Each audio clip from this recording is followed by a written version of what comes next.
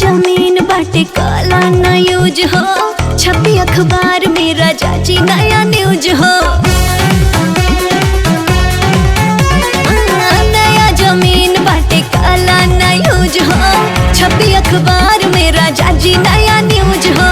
आज बा मुहूर्त तू देख ला कैलेंडर, लेला ना राजा टेंडर, लेला ना राजा टेंडर, जवानी बा सरेंडर। लेला ना राजा टेंडर, जवानी बा सरेंडर, लेला ना राजा टेंडर, जवानी बा सरेंडर।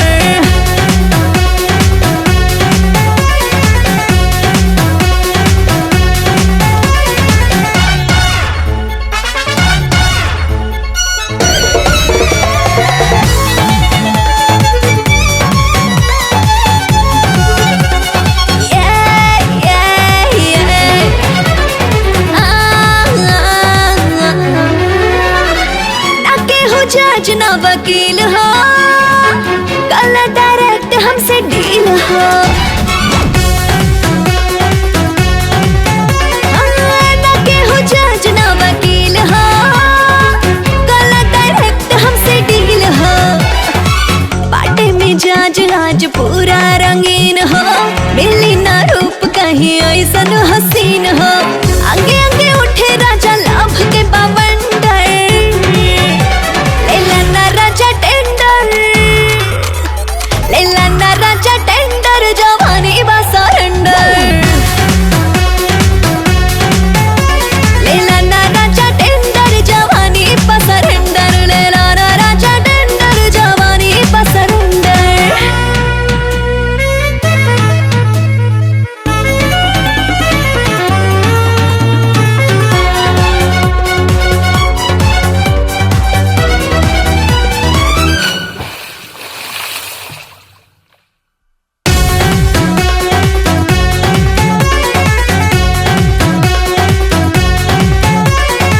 बुझ गइल बात हमर जान हो, जान के न बना अनजान हो।